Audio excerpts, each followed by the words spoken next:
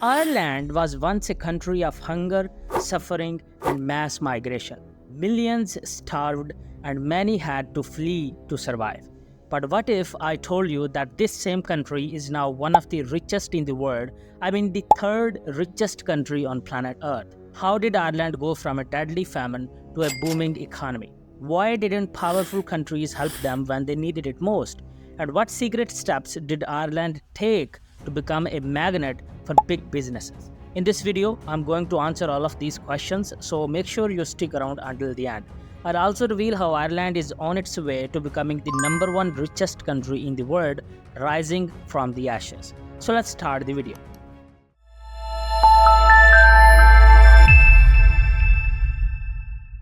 Before anything else, let me tell you how famine started in Ireland, a little history of the doom of Ireland.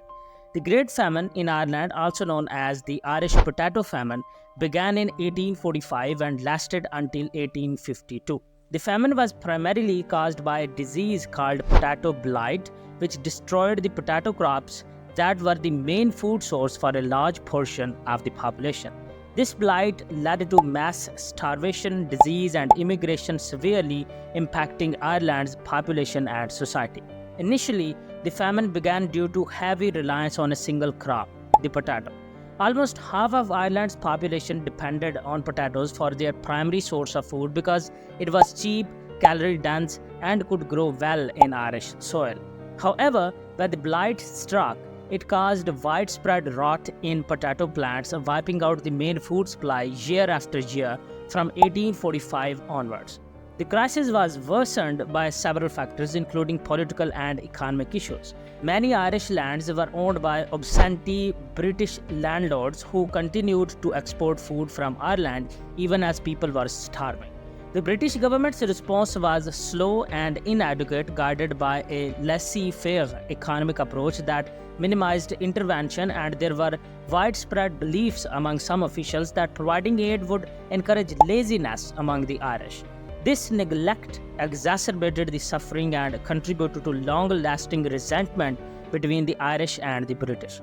This combination of crop failure, dependence on a single food source, and inadequate government response set the stage for one of the most tragic periods in Irish history, leading to the death of around 1 million people and the immigration of another million seeking survival abroad, primarily in the United States.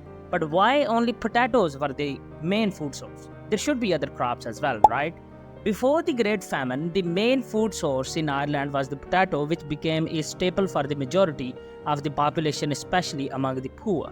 The reliance on potatoes was due to their nutritional value, low cost, and ability to grow in small plots of land, making them ideal for the rural poor who often lived in extreme poverty. Potatoes provided a cheap and substantial diet that allowed families to survive on very limited resources. The potato was not the only food consumed. Other foods included oats, barley, and dairy products, but these were often reserved for sale rather than personal consumption. Meat, vegetables, and other more varied foods were generally only accessible to the wealthier classes. The poorest often supplemented their diet with whatever they could forage, such as berries, wild herbs, and occasionally fish, but these were not reliable food sources. The dependency on potatoes became a dangerous vulnerability when the potato blight struck, as it was the main crop that sustained the vast majority of the population. As a result, when the potato crop failed, millions were left without their primary source of nutrition, leading to mass starvation and economic collapse. But earlier in this video, I told you that Great Britain didn't help Ireland when they needed it the most. Well, let me explain.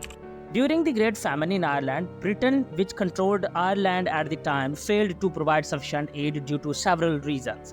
Firstly, the British government's response was influenced by belief in laissez-faire economics, which advocated minimal government intervention in the economy.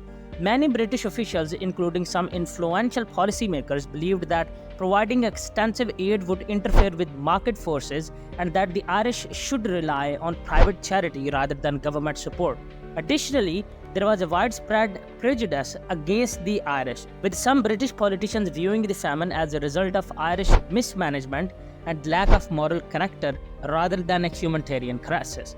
This belief, coupled with a sense of divine providence, led many to think that the famine was a natural and necessary correction of Irish overpopulation and poverty. Compounding this situation, large quantities of food continued to be exported from Ireland during the famine as British authorities did not impose restrictions on exports. This policy decision was controversial and worsened the situation as food that could have fed the starving population was instead sent abroad for profit.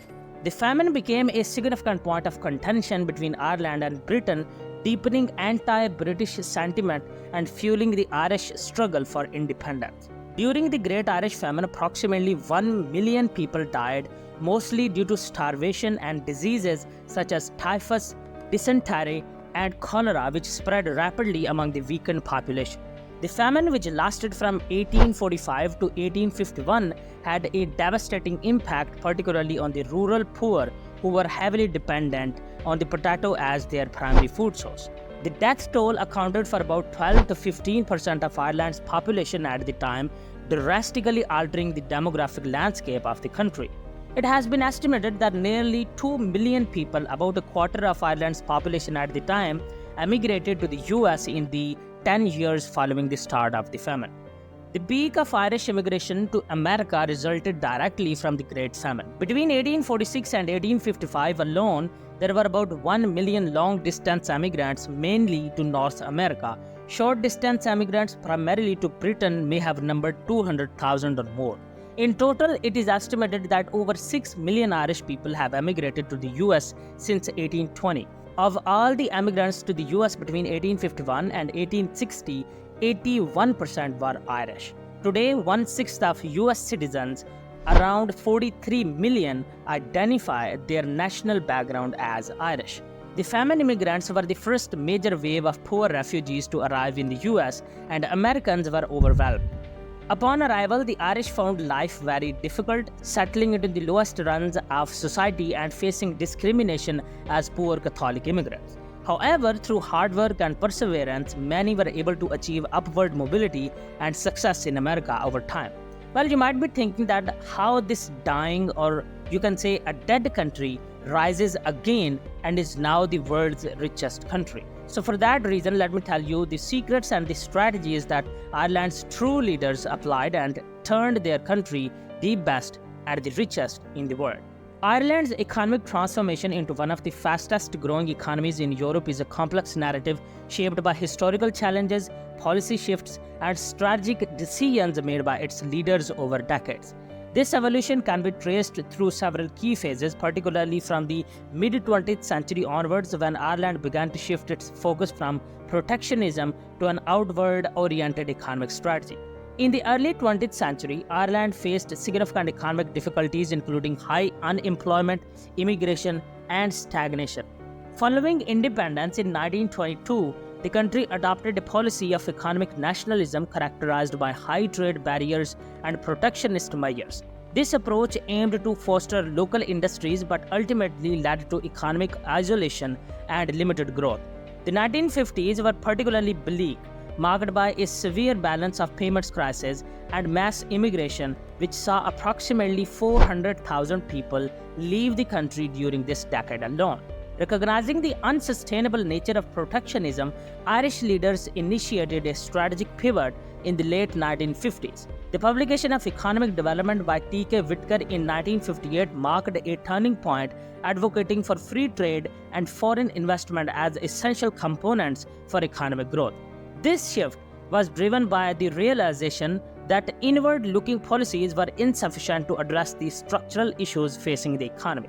The government began to actively seek foreign direct investment, modernize the indigenous economy, and integrate into the global market.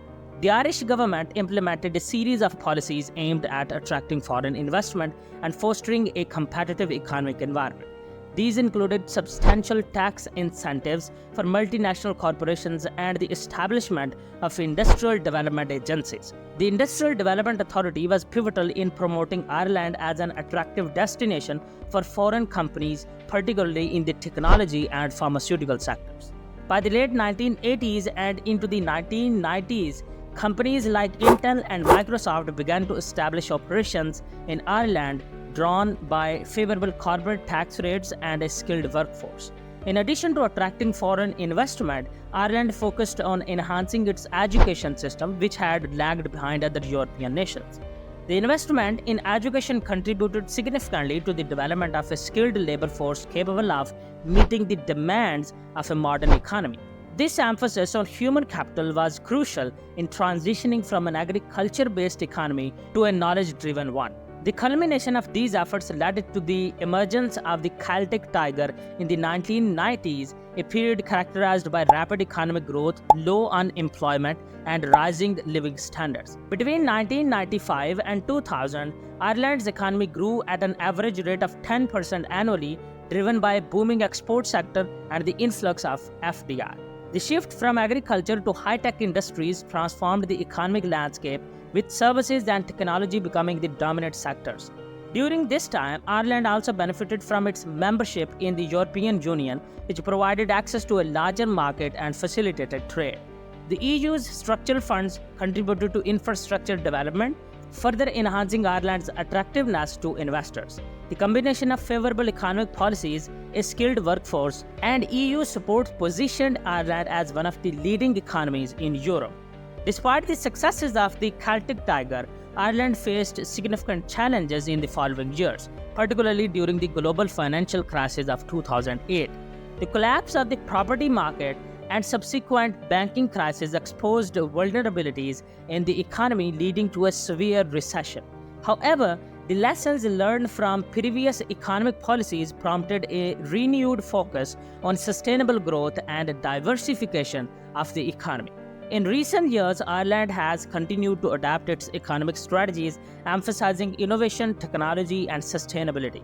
The government has sought to balance the benefits of foreign investment with the need to develop indigenous industries and reduce dependency on multinationals. As the global economy evolves, Ireland's leaders remain focused on fostering a resilient economy capable of weathering future challenges while maintaining high living standards for its citizens. So the journey of Ireland's leaders towards building a prosperous economy has been marked by strategic shifts from protectionism to openness, significant investments in education and infrastructure, and a commitment to attracting foreign investment.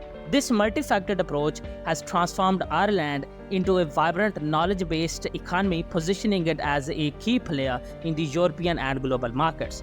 But what are the specific factors that attract industries in the Ireland? Like what Ireland has built that is attracting bigger sharks like tech companies and people around the globe. Ireland's ability to attract industries stems from several key factors that create a favorable business environment. First, favorable tax policies. Ireland boasts one of the lowest corporate tax rates in the European Union at 12.5%, which is a significant draw for multinational corporations looking to establish European headquarters. Skilled workforce. The country has a highly educated workforce, particularly in science, technology, engineering, and mathematics fields. This availability of talent is crucial for industries such as information technology and pharmaceuticals. Business-friendly environment. Ireland's regulatory framework is designed to support innovation and growth, making it one of the most attractive business locations globally. The government actively promotes foreign direct investment through agencies like the Industrial Development Agency, which provides incentives and support for companies. Strategic location. Positioned as a gateway to Europe, Ireland offers easy access to a market of over 500 million consumers. This strategic location, combined with robust transportation infrastructure, enhances its appeal for companies seeking to expand their reach. Support for research and development. The Irish government encourages collaboration between industry and academia, fostering a thriving environment for research and innovation, which is vital for attracting high-tech industries. A question is tickling my head that what is Ireland's future? Have predictors predicted something about Ireland? Let me explain. Ireland has undergone a remarkable economic transformation in recent decades, propelling it to become one of the wealthiest countries in the world. While it may not surpass Luxembourg to become the richest nation globally, Ireland's rapid growth and prosperity are undeniable. Several key factors have contributed to Ireland's economic success. attracting foreign direct investment, particularly from the US, with over 1,000 US subsidiaries setting up operations in Ireland, drawn by skilled workforce, pro-business environment, and favorable 12.5% corporate tax. Next, establishing itself as one of the world's most open and business-friendly economies, with one of the fastest growth rates in Europe. Next, benefiting from the activities of multinational corporations, which accounted for over 50% of the total value added to the Irish economy by 2023. And the most important thing is leveraging its strategic location as a gateway between the US, Canada, Europe, and Asia. While Ireland's GDP per capita is among the highest globally, the reality is more complex. The country faces several challenges. Heavy reliance on exports makes it vulnerable to global economic shifts and geopolitical tensions. Aging population and inadequate public infrastructure pose long-term risks to sustained growth. Proposed global tax reforms such as a 15% minimum corporate tax rate could diminish Ireland's competitive edge and reduce the influx of multinationals. So Ireland's GDP figures are distorted by the activities of multinational corporations, making international comparisons challenging.